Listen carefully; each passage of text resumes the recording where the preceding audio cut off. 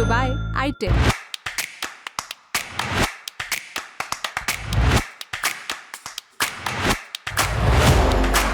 नमस्ते, मेरा नाम उपासना है और आप देख रहे हैं द लल्लन टॉप का डेली फाइनेंशियल बुलेटिन खर्चा पानी। दिसंबर का महीना खत्म होने में चंद दिन बचे हैं। इस नए साल का स्वागत करने के लिए ज़्यादातर लोग क्रिसमस डे से ही तैयारियां करना शुरू कर देते हैं। नए साल का जश्न यादगार बनाने के लिए कोई हिल स्टेशन का रुख कर रहा है तो कोई सुकून भरे समुद्री किनारे की तलाश में है। कुछ लोग परिवार के साथ विदेश की सैर की तैयारी कर रहे हैं। कुल मिलाकर नए साल का स्वागत करने के लिए हर कोई अपने बजट के हिसाब से प्लानिंग कर रहा है। लेकिन हर महीने की शुरुआत में कई ऐसे ज़रूरी बदलाव होते हैं जिनका असर हमारे आपके बजट पर यानी जेब पर पड़ता है। वैसे तो ये बदलाव हर महीने ही होते हैं, लेकिन अगला महीना इस मामले में और ज़्यादा खास रहने वाला है, क्योंकि नए महीने की शुरुआत के साथ 1 जनवरी को नए साल 2025 का भी आगाज़ हो जाएगा। ऐसे में जनवरी में आपके काम के कई ऐसे ज़रूरी बदलाव दिखेंगे, जिनमें गैस सिलेंडर का दाम, यूपीआई, क्रेडिट कार्ड नियमों में बदलाव, वीज़ा और पेंशन से जुड़े कुछ चेंजेस शामिल हैं। इसमें से कई बदलाव ऐसे हैं जो कि 1 जनवरी से ही लागू हो जाएंगे, इसलिए इन्हें जानना आपके लिए बेहद ज़रूरी है, नहीं तो मोटा नुकसान उठाना पड़ सकता है। इसके अलावा इनकम टैक्स रिटर्न भरने को लेकर भी बड़ा अपडेट है। जानेंगे कि आईटीआर भरने का आखिरी मौका कब तक है। चलिए सबसे पहले हम अगले महीने होने वाले सभी ज़रूरी वित्तीय बदलावों के बारे में जान लेते हैं। सबसे पहले बात करते हैं गैस सिलेंडर और सीएनजी और पीएनजी की कीमतों को लेकर। अगले महीने यानी जनवरी की 1 तारीख को आपके काम का सबसे बड़ा बदलाव जो होगा वो ईंधन की कीमतों को लेकर दिख सकता है। आमतौर पर हर महीने की पहली तारीख को तेल और गैस कंपनियां अपने ईंधन की कीमतों में बदलाव का ऐलान करती हैं। नए साल में 14 किलोग्राम वाला जो घरेलू सिलेंडर है उसकी कीमतों में बदलाव हो सकता है। दिसंबर में घरेलू गैस सिलेंडर के दाम किसी तरह का बदलाव देखने को नहीं मिला था, लेकिन नवंबर में गैस कंपनियों ने जो कमर्शियल गैस सिलेंडर थे उनके दाम 62 रुपए तक बढ़ाए थे। इसी तरह 1 दिसंबर 2024 से 19 किलो वाला कमर्शियल गैस सिलेंडर 16 रुपये 50 पैसे तक महंगा हो गया था। दिल्ली में इस समय कमर्शियल गैस सिलेंडर 1818 रुपये 50 पैसे में मिल रहा है। इसके अलावा ऑयल एंड गैस कंपनियां सीएनजी और पीएनजी की कीमतों में भी बदलाव कर सकती हैं।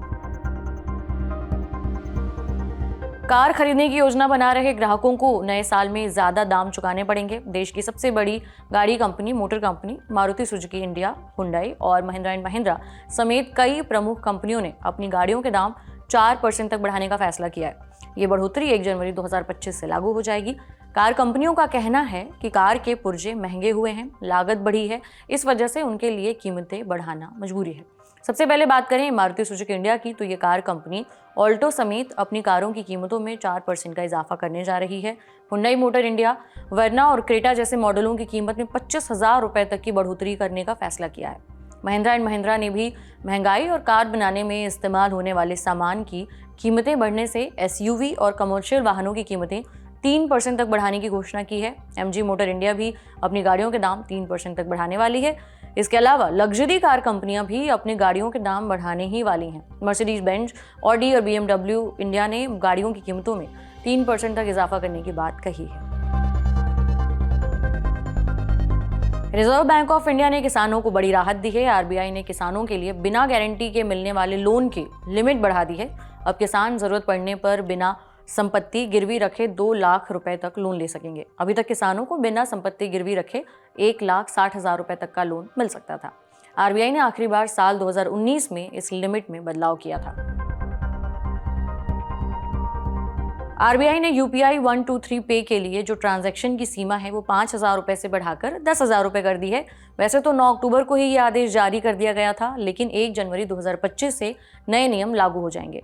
National payment corporation of India यानी एनपीसीआई ने एक सर्कुलर जारी करके बैंकों को ये सुनिश्चित करने के लिए कहा है कि नए साल की पहली तारीख से नए लिमिट का पालन किया जाए। यूपीआई 123 पे ये फीचर फोन पर डिजिटल भुगतान करने में मदद करता है। इसके जरिए बिना इंटरनेट कनेक्शन के भी यूपीआई ट्रांजैक्शन संभव हो पाता है। कर्मचारी भविष्य निधि संगठन यानी ईपीएफओ की पेंशन योजना के दायरे में आने वाले पेंशन होल्डर्स 1 जनवरी से किसी भी बैंक या उसकी शाखा से पेंशन ले सकेंगे। मोदी सरकार के इस फैसले से 78 लाख से ज्यादा पेंशन होल्डर्स को फायदा होगा। पेंशन होल्डर्स को पेंशन शुरू होने के समय किसी भी तरीके के वेरिफिकेशन के लिए बैंक की ब्रांच जाने की जरूरत नहीं होगी, क्योंकि पेंशन जारी होने पर तुरंत खाते में जमा हो जाएगी। इसके अलावा ईपीएफओ नए साल में एक और बहुत बड़ा बदलाव कर सकता है।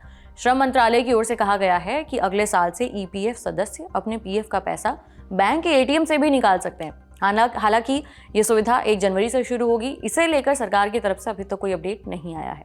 इकोनॉमिक टाइम्स की एक रिपोर्ट में न्यूज एजेंसी पीटीआई के हवाले से जानकारी दी गई है कि सरकार अगले साल के मिड तक ये सुविधा शुरू कर सकती है। देश में इस समय 7 करोड़ पीएफ सब्सक्राइबर्स हैं, तो जाहिर है कि इस फैसिलिटी से बड़ी तादाद में लोगों को फायदा होगा। बैंक ऑफ बड़ौदा ने अपने क्रेडिट कार्ड कस्टमर्स के लिए एक नया नियम लागू किया है। अब घरेलू एयरपोर्ट पर लाउंज एक्सेस पाने के लिए निश्चित रकम खर्च करना जरूरी होगा।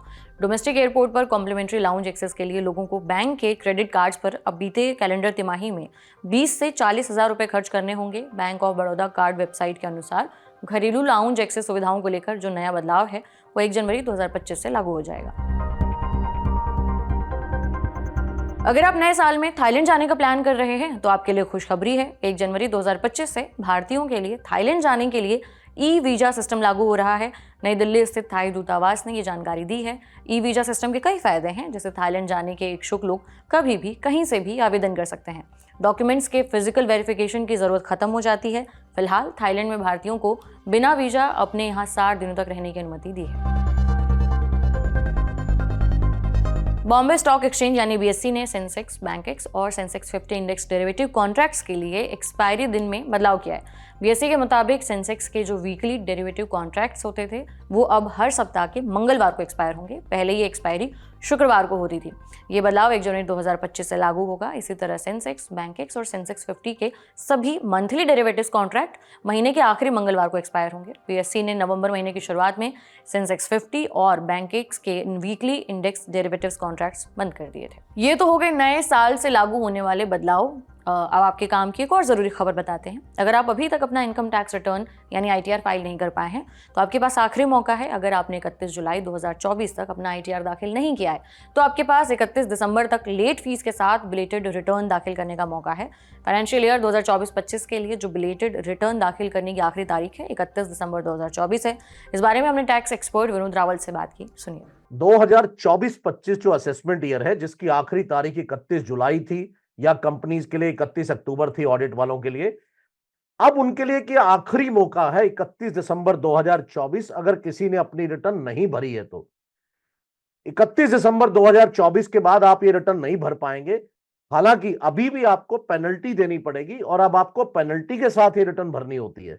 तो इस बात का ध्यान रखिए कि अब जो है ये आखिरी मौका है बिल्कुल आपके पास।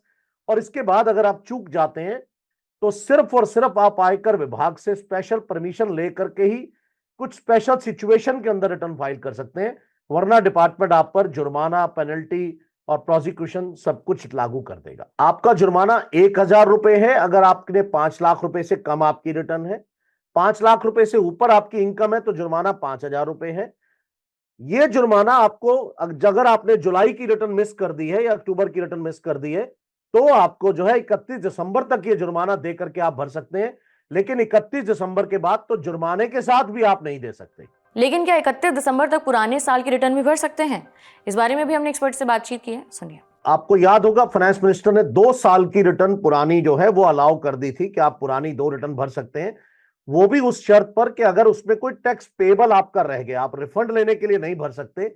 तो अगर आपका रिफंड टैक्स जमा करना रह गया तो सरकार ने उस तरह से रखा है तो आप अपनी 2024 की रिटर्न, तो अभी आपकी लास्ट डेट है 31 दिसंबर 2024 है ही है, इसके साथ साथ 2023-24 असेसमेंट ईयर और 2022-23 उन दोनों की रिटर्न भी आप भर सकते हैं। तो उनको भी आप साथ में अपडेटेड रिटर्न भरने की भी जो आखिरी डेट है आपकी वो 31 दिसंबर 2024 है। हालांकि 1 साल के लिए आगे 31 मार्च तक जा सकती है, लेकिन आपको कोशिश करनी चाहिए यहीं पर भर दीजिए, क्योंकि ब्याज आपका जो है वो लगता चला जा रहा है 1% एक्स्ट्रा रिटर्न ना भरने का। अगर रिटर्न भरते वक्त कोई गलती हो गई हो तो क्या 31 दिसंबर तक इस साल की रिटर्न रिवाइज की जा सकती है? इसे भी समझिए एक्सपर्ट्स हैं। ओरिजिनल रिटर्न अगर आपने टाइम से फाइल की है, मतलब 31 जुलाई 2024 को या ऑडिट के केस में 31 अक्टूबर 2024 को, तो आपके पास अनलिमिटेड मौके हैं रिटर्न को रिवाइज करने के अगर कोई गलती रह जाती है, पर उसकी भी आखिरी डेट 31 दिसंबर 2024 है।